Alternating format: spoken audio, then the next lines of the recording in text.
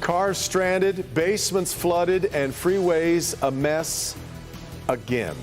Heavy rains again causing bad headaches across Metro Detroit. And that tops Local 4 News at 6. Those storms, once again, moved through very, very quickly, but we got enough rain that most of the major freeways had to be shut down for a time. It really was a mess at times. It comes as most homeowners haven't even recovered from the last major storm. Yeah.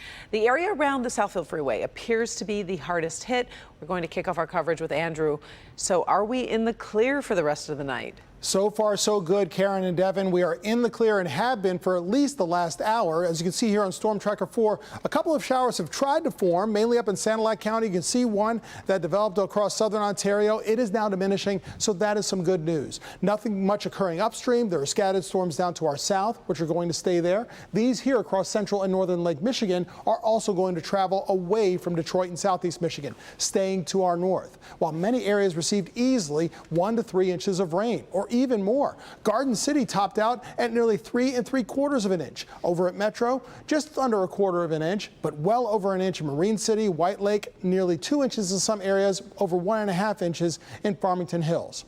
Here is the sunshine that we have right now, thank goodness, but it is still warm and muggy out there with 84 degrees, and it feels like it's in the upper 80s.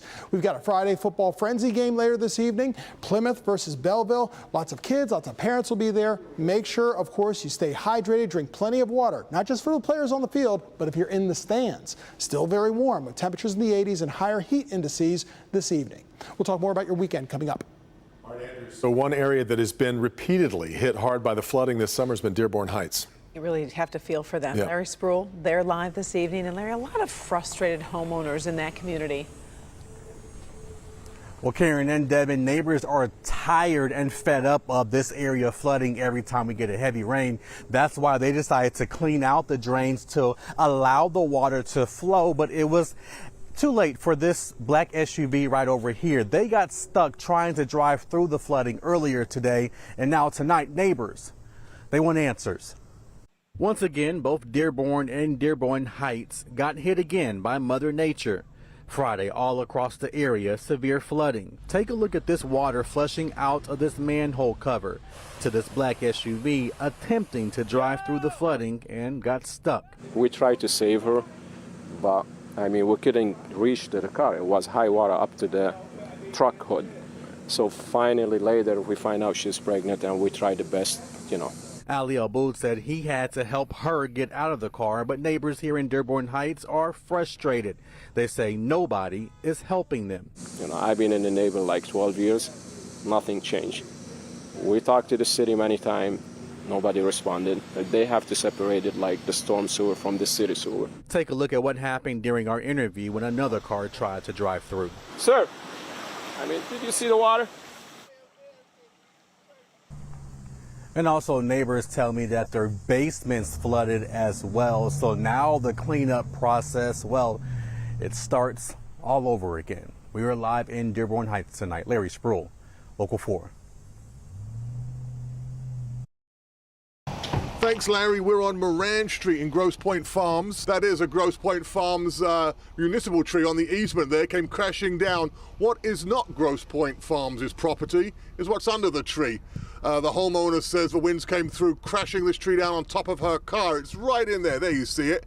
This is a story all along the east side. Take a look. This one here, just a little south. This massive tree came crashing down, damaging the roof and taking out the entire outdoor seating area and the gazebo to boot. Neighbors are all chipping in here. All we can do is come together as a community and take care of each other. Pick up and clean up. Exactly.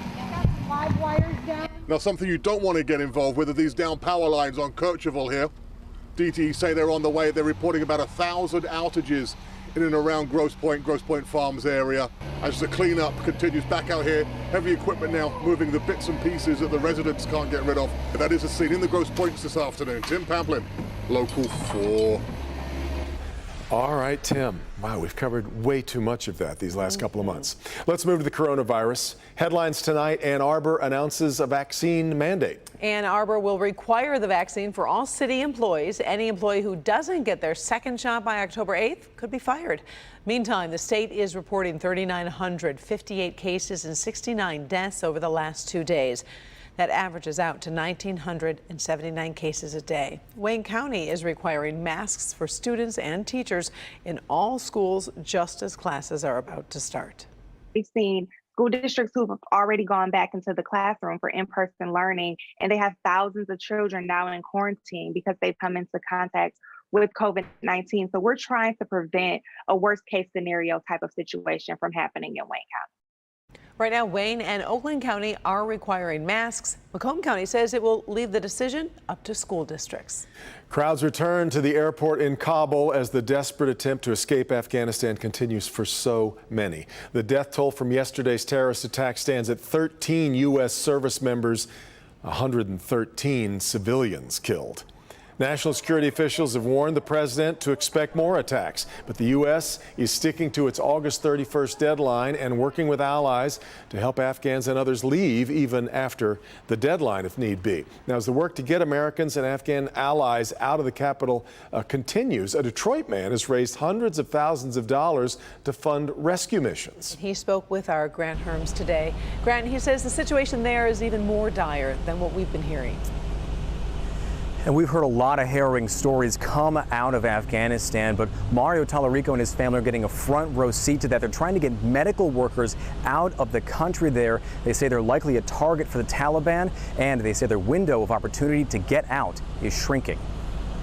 Normally, Mario Tallarico is a corporate lawyer, but this past week he's been doing something else, coordinating a complex rescue mission to save hundreds of people amid the fall of Kabul. This has consumed everything to try and help our friends. Tallarico is working with his aunt, retired Army major who served in Afghanistan, and former Detroit paramedic Ann Tallarico, who founded a medical clinic in the Afghan capital in 2012. Her friends forced into hiding once the Taliban moved in. We think they got our staff members identifying information, so they know how to find them likely, and so they're all in hiding. So we need to get them out as quickly as possible.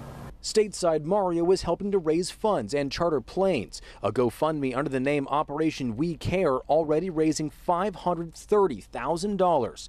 So far, saving 100 people, most leaving with only the clothes they had on. It was under the cover of darkness. We were able to safely evacuate them from hiding in the city through Taliban checkpoints. We have assets on the ground, friends on the ground that are helping us to get to the airport, and we were able to get them into the airport through with the help of the military, of course, and out of country into a safe third country. But hundreds remain stranded and in danger. One of them was beaten by the Taliban. They've sent us messages basically saying they're going to kill us, please save us. The clock ticking as the desperate work continues.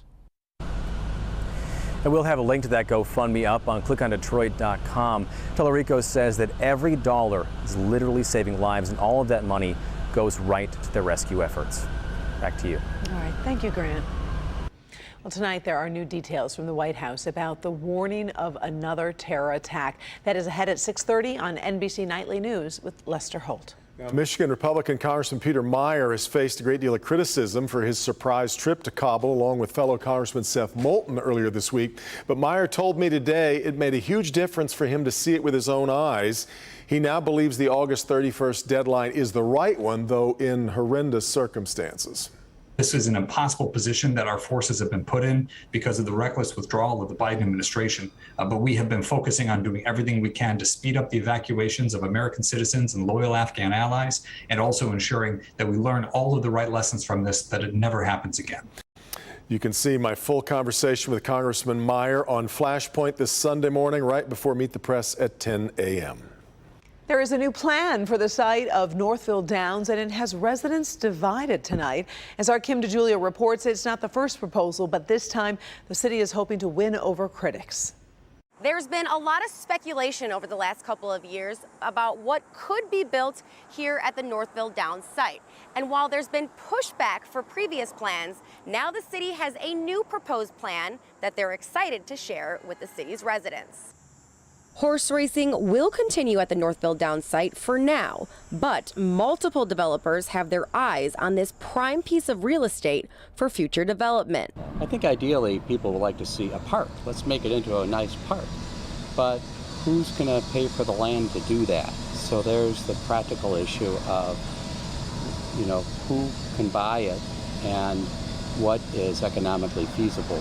Among the proposals, there is park space, but majority of it would be new housing, from apartments to luxury homes, which is a concern for some of the city's residents. We can't accommodate the amount of proposed population that they want. Of course, these renderings are just a concept, and according to these longtime Northville residents, the city has been very transparent and thoughtful about any future changes. They really are engaged and, you know, they really have a presence. They came back to the residents and offered several meetings which they could come and make a design plan in groups of how they'd like to see that developed. A meeting will take place on Monday to discuss these renderings, and there's no doubt the people of Northville will bring up the traffic concerns that a project like this could influence. I am 100% behind our mayor, and I'm hoping the committee that's dealing with this is understanding the residents' concerns about both the number of units and then the traffic pattern.